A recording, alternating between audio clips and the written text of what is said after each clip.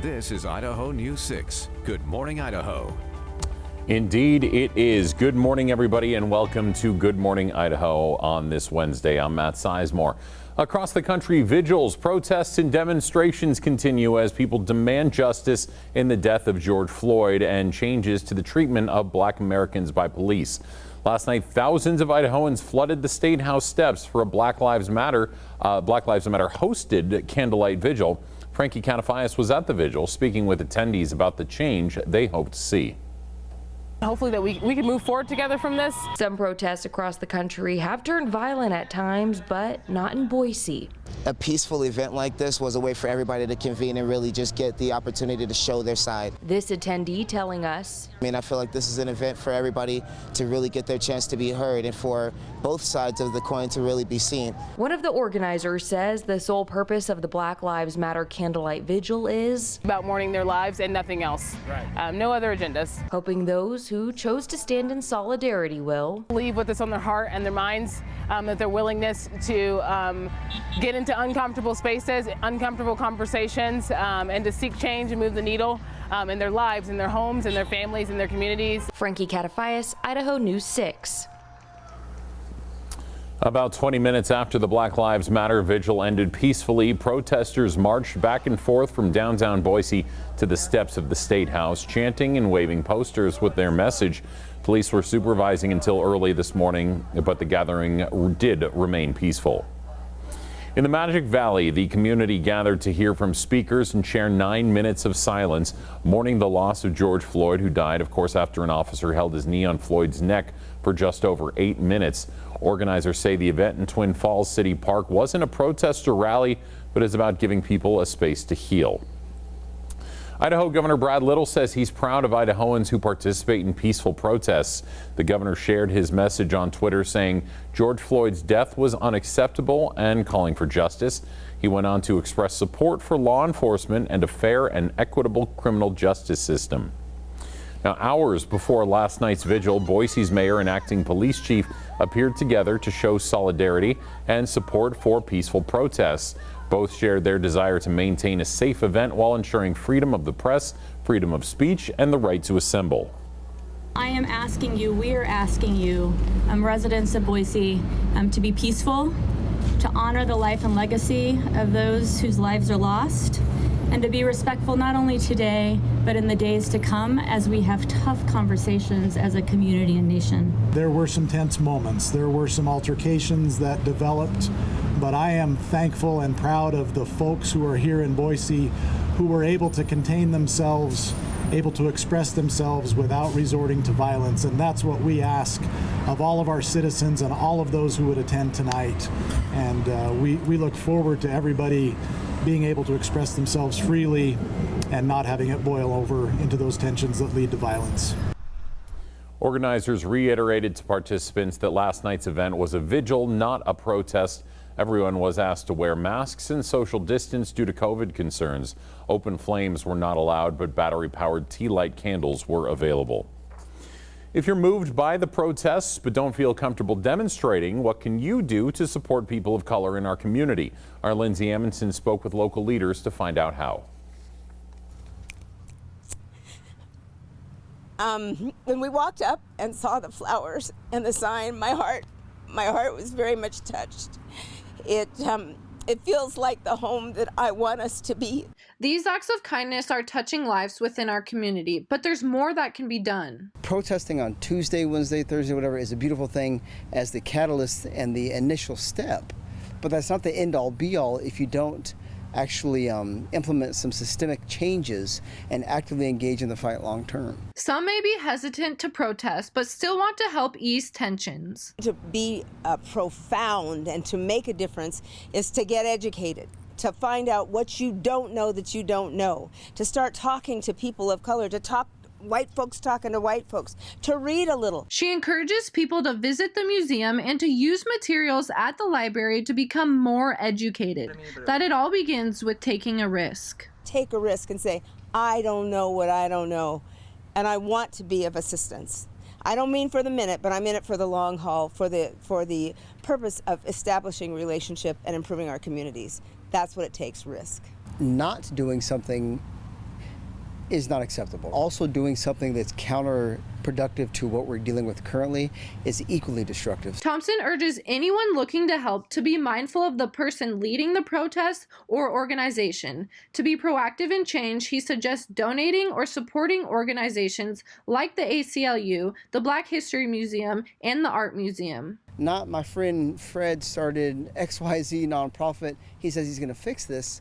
We don't want to duplicate the actions of those that are doing it. And we also don't want to invest in those that are for self-gain or a little more nefarious. That's just, I mean, you have to be a little prudent with what you're doing. Lindsay Amundsen, Idaho News 6. All right, let's turn now to weather with Rachel Garceau. And yesterday was pretty nice. Can we do that again? Yes, we can actually. In fact, it'll be even hotter.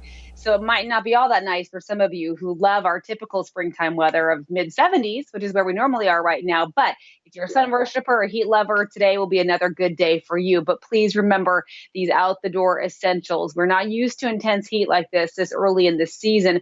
We saw this same pattern play out last week. So you should have all of this stuff handy, right? The sunscreen, the sunglasses, all of the water if you are spending extended time outdoors. Seek out shade as often as you can. And of course, just take a break as well from the sun. Remind your kids of that as well. Have them come into the air conditioning for a little while before they go right back out to the pool or the sprinkler in the backyard. And here's why. So by mid-morning, we'll still be in the mid-60s. We're at 64 right now in Boise. We're a little cloudy in portions of southern Idaho, but we will see those clouds give way to sunshine this afternoon and a high of 87 in Boise.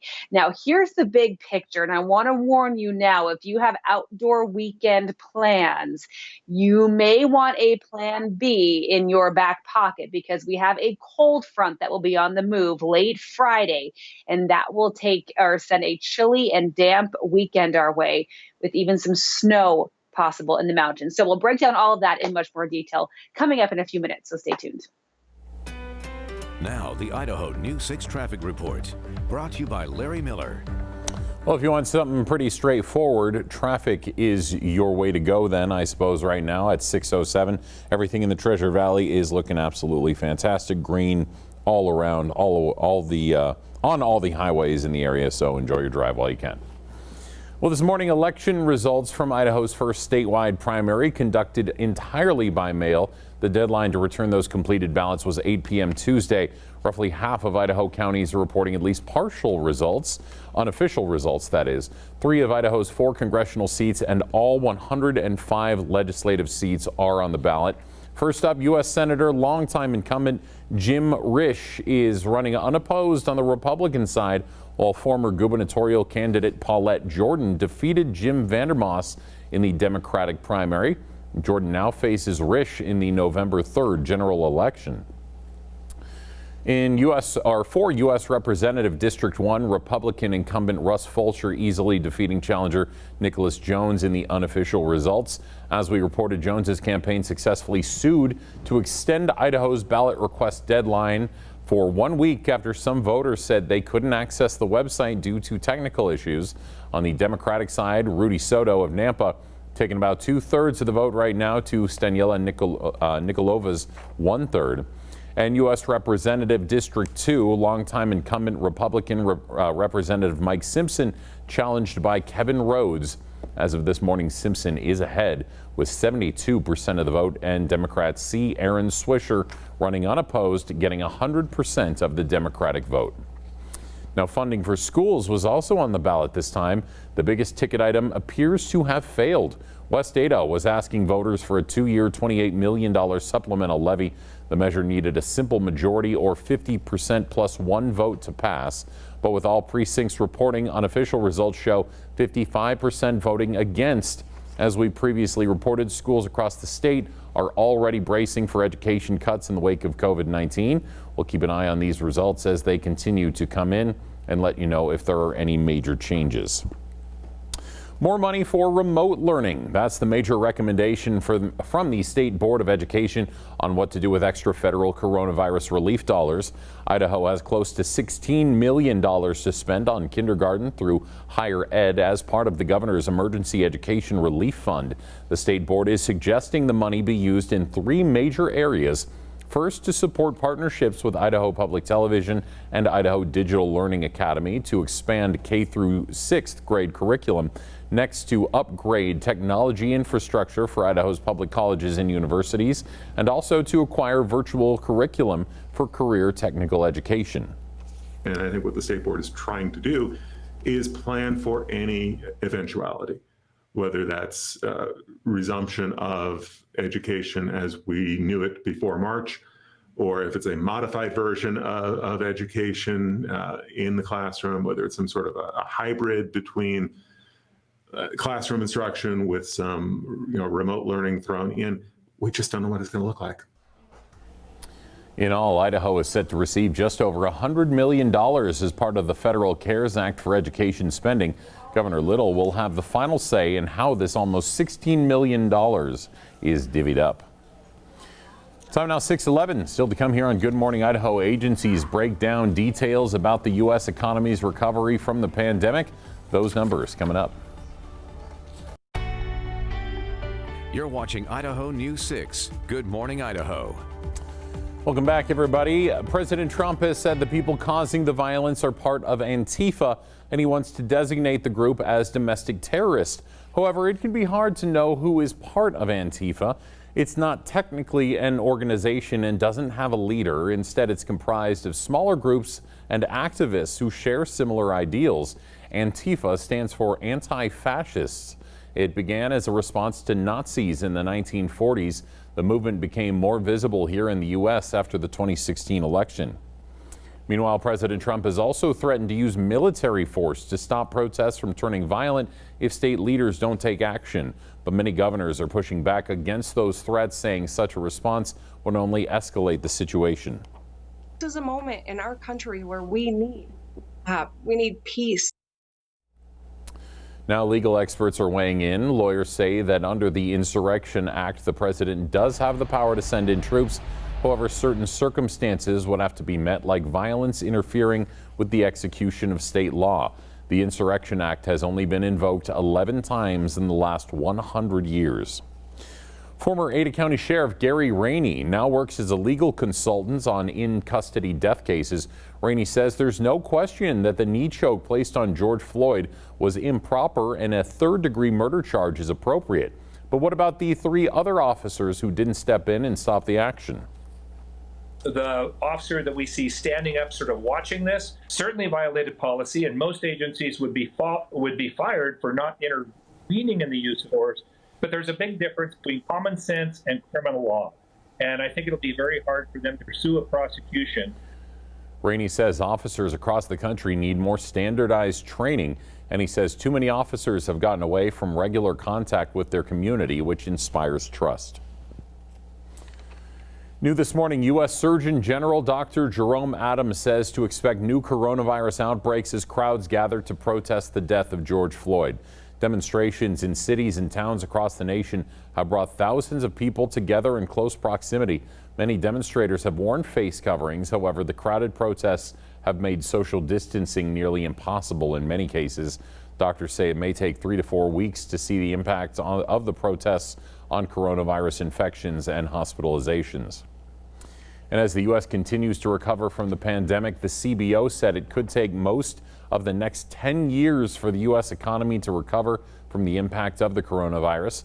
The office warns the pandemic will cut economic output over the next decade by $7.9 trillion, or 3% of GDP during the decade.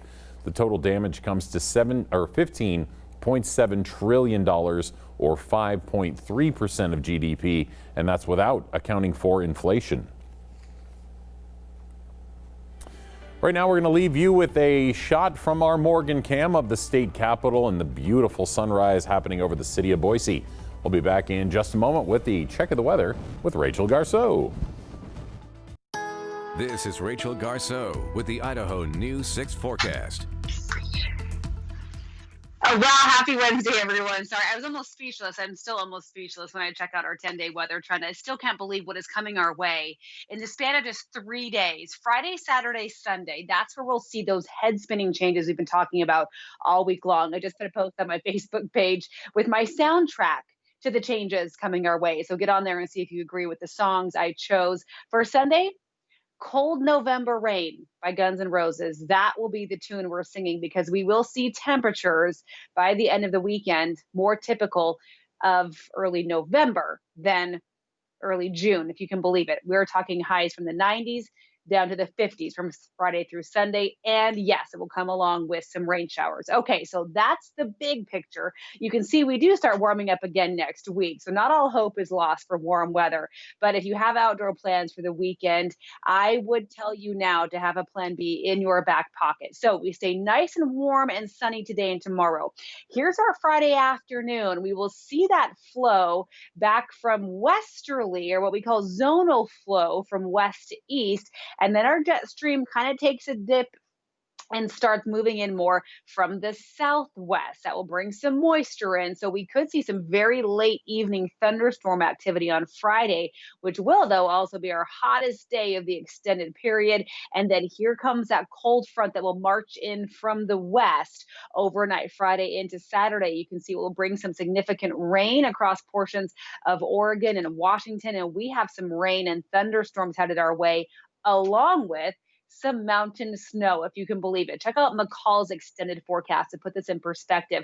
Highs up near 80 by Friday. Gorgeous camping conditions for the work week, but then batten down the hatches if you are hanging out for the weekend up in the mountains. It may not be all that pleasant, unfortunately. Down to the mid-50s on Saturday in McCall, mid-40s with maybe a rain-snow mix early in the morning Sunday, and then some snow showers likely Monday morning, turning over to some rain in McCall as we see those high temperatures only hitting the 40s in the Long Valley Sunday and Monday. So it is going to be a bit of a messy weekend, unfortunately. And we'll just see off and on showers here in the valley, but still we could see half an inch of rain in Boise before this is all over and done with.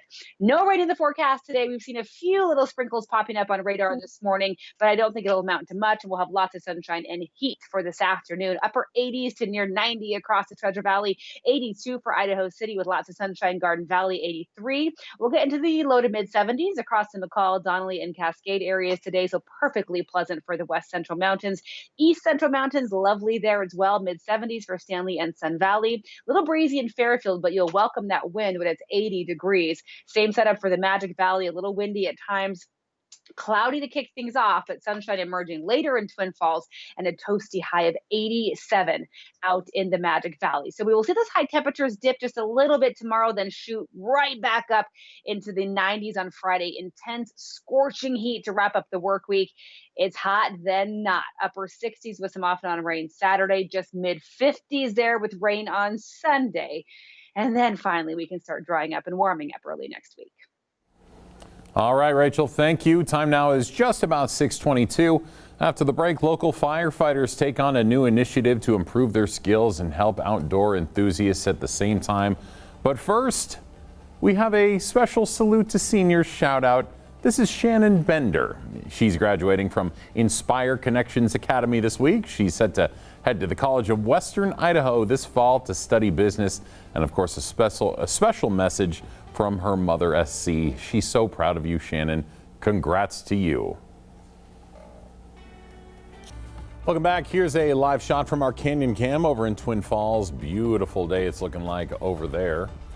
Well, the Bureau of Land Management firefighters are getting a chance to sharpen up their chainsaw skills and help local outdoor enthusiasts at the same time. Idaho News 6 reporter Natasha Williams explains how. This unique group of firefighters are learning to work with an unusual tool.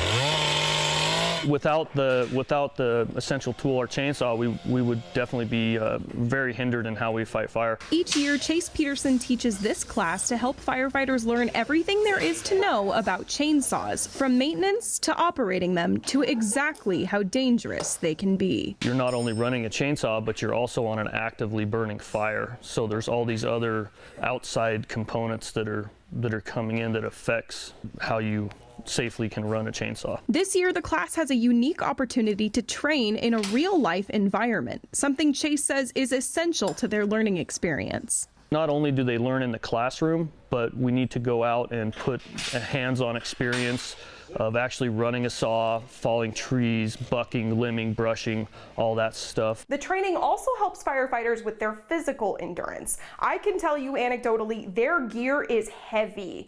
To put that into perspective, the gear I carry with me every day is a good 30 pounds, but their gear is even heavier than that. It's muscles you've never used before, and your body's tired, your forearm's tired from holding the saw, and you kind of get a little wore out, and that's when you have to say, hey, I'm tired, because that's when accidents happen. Usually the group would have to drive much farther away to get that hands-on experience, but through a partnership with Twin Falls Parks and Rec and the Rock Creek Initiative, the class gets to practice their chainsaw skills much closer to home in the Rock Creek drainage system. We're able to have a place that's close to be able to drive to and train and put on this field training. Organizers say it's a win-win. And not only is it great for us, but it also is great for the city in clearing out those trail systems. In Twin Falls, Natasha Williams, Idaho News 6. All right, time now once again for GMI Wants to Know, and we're asking you what your favorite book is that you've read so far this year. And we've got a couple fun answers. We've got we're starting the morning early with political jokes from Kellen. Every news article about Idaho's unemployment payout issues and how steadfastly this person or that person are working to resolve them because he loves reading fiction. Okay, I know a lot of people having some problems there. Yeah. Oh my gosh, funny. All right, and then look at Greg Harshman. I'm assuming this is a nonfiction just based on the title. Sounds fascinating. American Kingpin, the epic hunt for the criminal mastermind behind the Silk Road by Nick Bilton. He says it was fantastic and he couldn't put it down. Yeah. I don't know anything about any of that story. It sounds fascinating. Yeah, love finding a book in the rare times when I actually read full books that you can't put it down. Just a great feeling there. All right, we'll keep sending those in. Time now 6:28. Coming up in our second half hour, Alive After 5 is back. The changes you can expect straight ahead. And we spoke with a psychologist for tips on how you can talk with your kids about current events. That story is after the break. This is Idaho News 6. Good morning, Idaho. Indeed it is. Good morning, everybody. Welcome back to Good Morning Idaho on this Wednesday. I'm Matt Sizemore. With nationwide protests over racial injustice, kids may have some questions, and the questions might start even younger than you'd think, given access to social media. Psychologists say if anxiety, depression, or behavioral problems increase, children might need help understanding their emotions from you or a licensed medical professional. So what should you say to your child? Idaho News 6's Jessica Taylor spoke with a psychologist. Kids in elementary school don't have the same grasp on world issues like a high schooler might, but it's still important to discuss the themes like kindness and equality at their level. This idea of individual differences is important to talk about, but also in that context, letting them know that everyone has equal value and everyone needs to be treated with respect. And that, that's a fundamental lesson that we're supposed to learn in kindergarten. Dr. Olson says the home environment can be the biggest place to grow. Olson says more is caught by children than taught to them in the younger years. Starting at a very young age, how the family talks about people and how the family relates with others, especially people that are different or have different opinions or different political perspectives.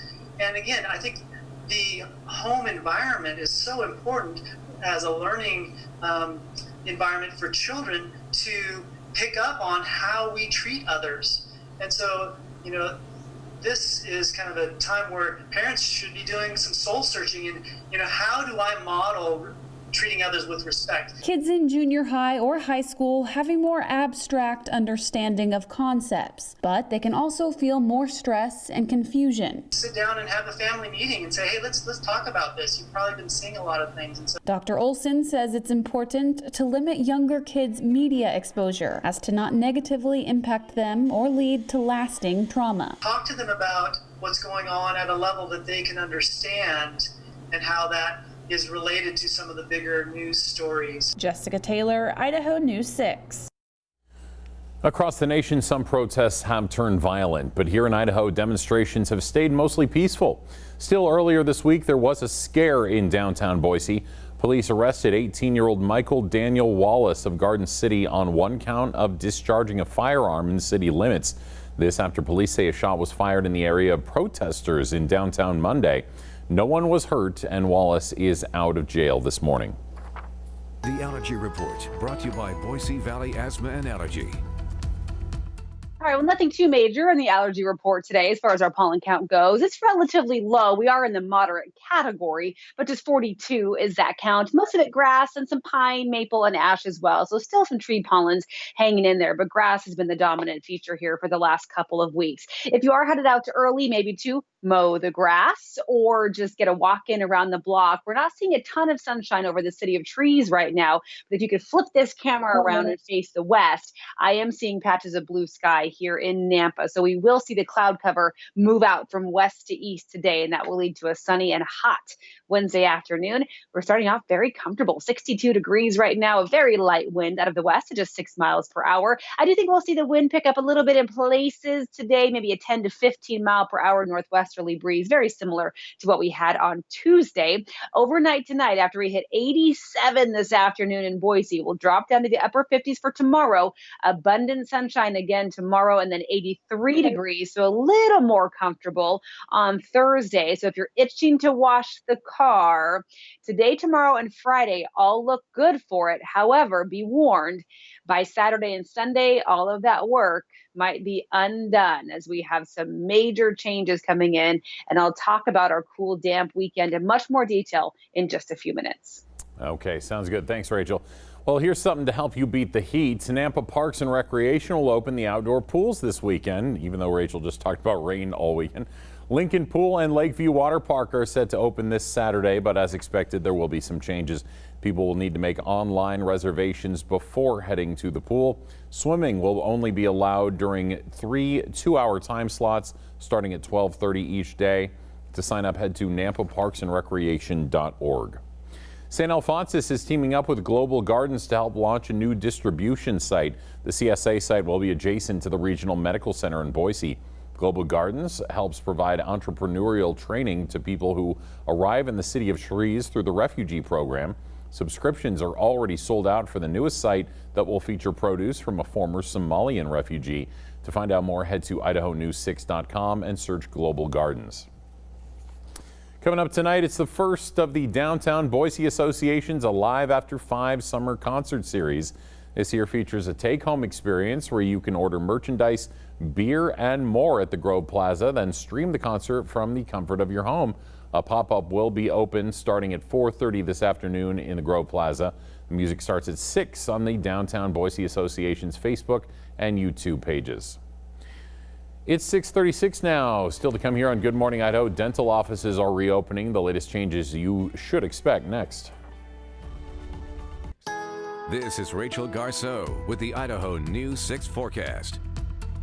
Well, of course, we've been hearing here on Idaho News 6 our shout outs and our salutes to seniors. And I got this photo submitted to me on my Facebook page by Gail. So I thought I would say a big congrats to Kaylee Wagner. She is graduated from Idaho City High School. And of course, much of the graduation activities were canceled. And so Gail just wanted to give her granddaughter Kaylee a big shout out. She is headed to CWI in the fall, Gail says, to pursue a career in the medical field like her grandmother. So congrats, Kaylee, and good luck at college in the coming months. All right, let's talk about weather outside today. We're not seeing a ton of sunshine here in the valleys, but you can see in both Boise and Twin Falls here, we are starting to see those clouds lighten up and break apart. And I am seeing blue skies here in Nampa. So we will have sunshine later in the morning, even though we're starting off on a cloudy note. We're down to 62 in Boise. That's as cool as we've been throughout the morning. Now, the clouds did drop a couple of little sprinkles across portions of the Treasure Valley. Right now, radar's picking up a couple of returns in far northern Owyhee County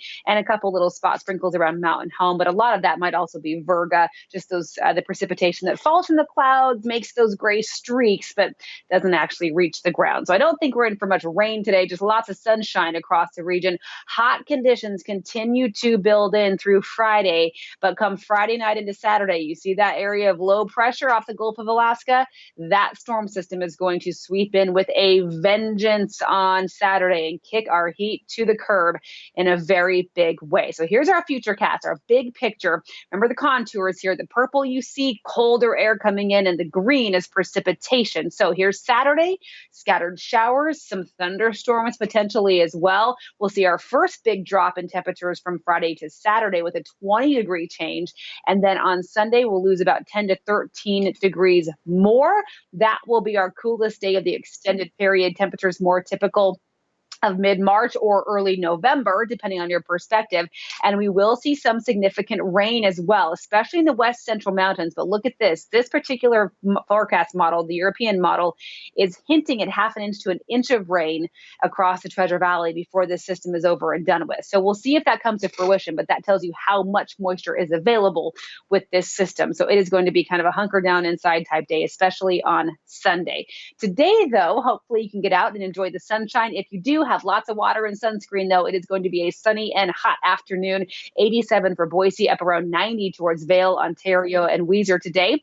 83 for Garden Valley this afternoon with lots of sunshine after the morning clouds give way. 72 in McCall and 75 in Cascade. If you are heading up to do some midweek camping, you'll have beautiful conditions in both the west and east central mountains with 74 in Stanley today and 76 in Sun Valley. But by the weekend, fair warning, there's a chance of some snow above 6,000 feet Sunday morning and some more snow Monday as well. 87 for Twin Falls with mostly sunny skies and breezy conditions. And then here's a quick check of that extended forecast. Intense heat on Friday out ahead of that cold front for Saturday, just 68 with showers and thunderstorms off and on Saturday, just 55 degrees with rain to round up the weekend on Sunday.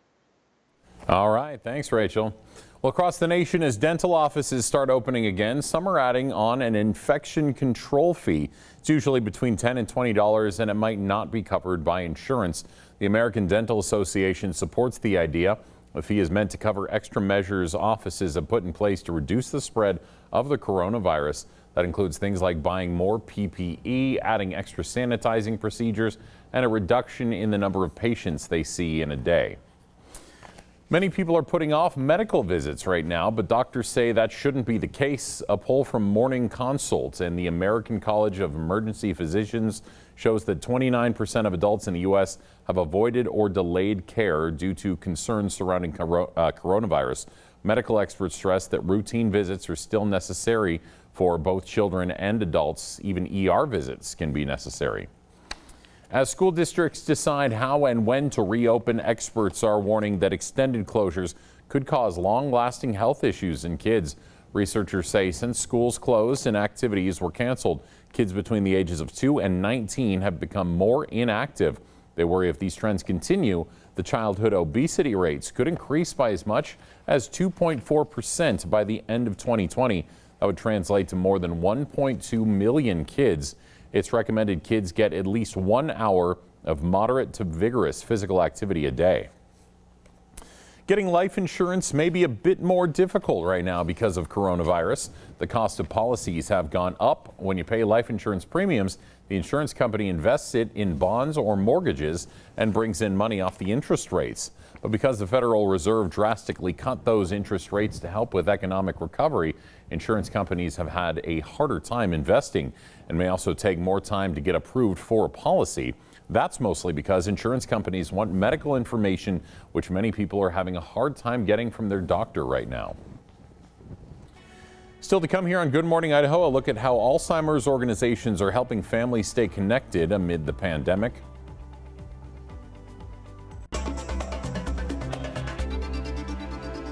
Wow. Powerful. Welcome back. In today's Wellness Wednesday, as the COVID-19 pandemic continues, it's having a major effect on people with Alzheimer's, as well as their families, since many aren't able to see their loved ones right now or able to deliver them the things they might need. Idaho News 6 reporter Stephanie Garibay spoke with some Alzheimer's organizations to see what they're doing to help those families. Alzheimer's organizations have always helped families through the journey of getting adjusted to a different kind of life with their loved ones. But now they are helping them with very unique needs. we had a lady from California that called, and her aunt and her mother are living together. Her mom has Alzheimer's, her aunt does not, but they chose to age together. And at the beginning of this pandemic, they were really concerned that they were going to run out of toilet paper. So we went out and got them toilet paper and dropped it on their front porch. The Alzheimer's Foundation of America moved all of its therapeutic programs online to make sure those with Alzheimer's still get the support they need. And what's important about that is we want people to stay active. We want them to stay socially active, and we want them as best they can to still stay connected. And as for the families, the one thing the Alzheimer's Foundation of America is encouraging them to do is to stay connected with their loved ones. So what are the things we encourage them, if they have an iPhone or their caregiver does, to do FaceTime, like we all do with our family and our friends. Stay connected, even if it's a text message, a phone call, or an email. There's so many ways in this day and age of new technology that we could stay connected. And Adrian tells Idaho News 6 the isolation brought along by the stay-at-home order has been hard for people with Alzheimer's to fully understand. You think that it's hard for you and I to make, this new normal make sense. It's really, really hard for people with Alzheimer's and dementia to make sense of this new world. In Twin Falls, I'm Stephanie Garibay, Idaho News 6. And continuing this morning's Wellness Wednesday coverage, with summer just around the corner, many of our favorite fruits and vegetables are starting to come into season. So what are some creative ways you can use them?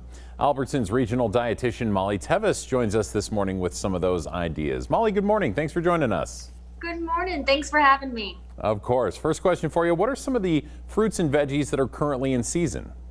Yeah, so spring and heading into summer is a great time for lots of fresh produce. So we have local asparagus in the stores right now, which is great. You can see asparagus everywhere and it's super versatile. And then in the next few weeks, you'll see lots of cherries and berries. And then, we've got lettuce, potatoes, and onions as well.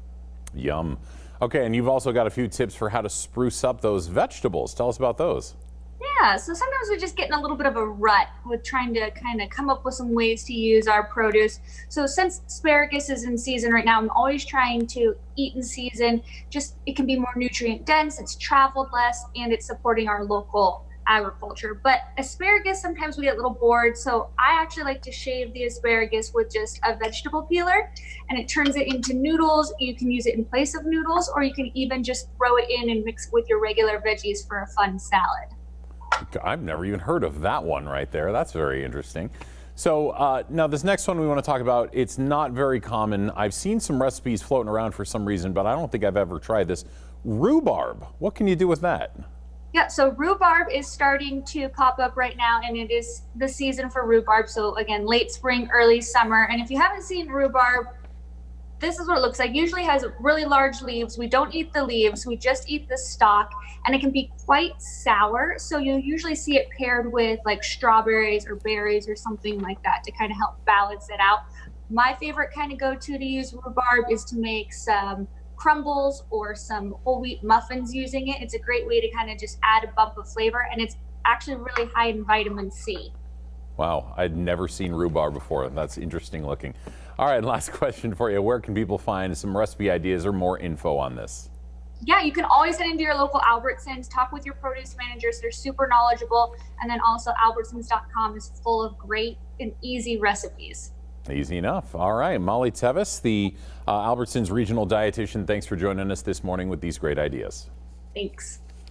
All right, right now we're going to leave you with a shot from Twin Falls. This is our tower cam. Beautiful sunrise over there and beautiful shot here as you can see people walking along the green belt in the bottom right corner there.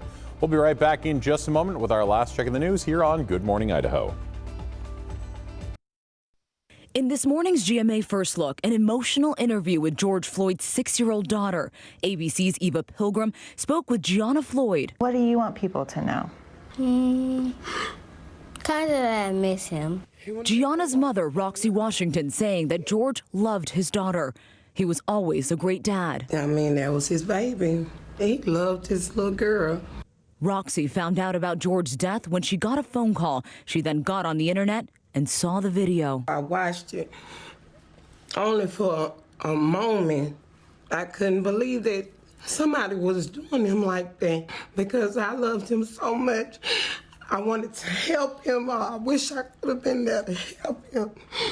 And coming up at 7 a.m., we'll have live reports from Minnesota and across the country. With your GMA First Look, I'm Monaco Sarabdi, ABC News, New York. Welcome back. Your time is 6:54. Let's take a look at some of your top stories this morning.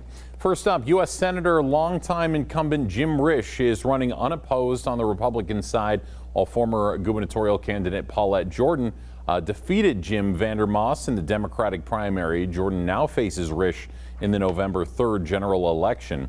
U.S. Representative District 1 Republican incumbent Russ Fulcher easily defeating challenger Nicholas Jones in the unofficial results. On the Democratic side, Rudy Soto of Nampa taking about 2/3 of the vote right now to Staniela Nikolova's 1/3. And U.S. Representative District 2, longtime incumbent Republican Representative Mike Simpson challenged by Kevin Rhodes. As of this morning, Simpson is ahead with 72% of the vote. And Democrats see Aaron Swisher running unopposed, getting 100% of the Democratic vote. Now, funding for schools was also on the ballot this time. The biggest ticket item appears to have failed. West Data was asking voters for a 2-year, $28 million supplemental levy. The measure needed a simple majority or 50% plus one vote to pass. But with all precincts reporting, unofficial results show 55% voting against. As we previously reported, schools across the state are already bracing for education cuts in the wake of COVID-19. We'll keep an eye on these results as they continue to come in and let you know if there are any major changes. The Out the Door forecast, brought to you by Homes of Idaho. And speaking of major changes, that's exactly what is coming our way in the next few days weather-wise. Now, not today. Today looks a whole lot like yesterday, just even hotter. We'll tack on about 3 or 4 degrees of warmth today. We are seeing some cloud cover this morning, but that will give way to some sunshine this afternoon and a high of 87 in the City of Trees. We were right around 84 yesterday. To put it in perspective, a little cooler tomorrow than soaring temperatures Friday with mid-90s ahead of that major cool down for the weekend. By Sunday, only in the 50s with some off and on rain over the weekend as well. Now, the Idaho News 6 traffic report, brought to you by Larry Miller. 6:56 or 6:57 right now. We're taking a quick look at traffic. Everything looking good until we get to, what do you know, the Karcher area. Nampa on I-84 East has slowed down, as it always does at this time, it seems, especially over the past 2 weeks. So keep that in mind if you're heading over to Ada County.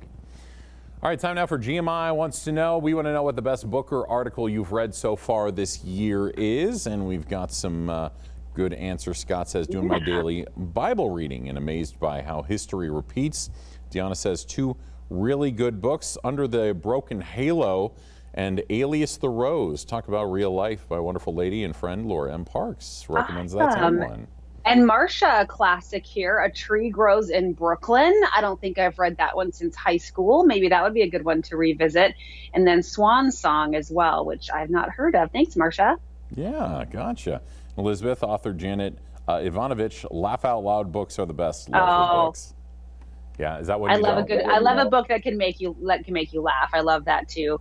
And then I know Russell, we may have already touched on his, but he mentions the author Dean Koontz, The Door to December in particular. But of course, Dean Koontz is a prolific author, a writer of fiction, so his books are always good too. A little bit of an escape if you're looking for that. I gotcha. Rachel, anything you're reading right now that you want to mention? No, I just wrapped one up last night, so I have not had a chance to start a new one yet. So we'll see. Probably a textbook is my next book. Womp womp. Okay, we'll ask you again later. We'll leave you with our shot from Morgan Cam at the Capitol. Have a wonderful Wednesday. We'll see you tomorrow. Watch Idaho News 6 on your favorite streaming device.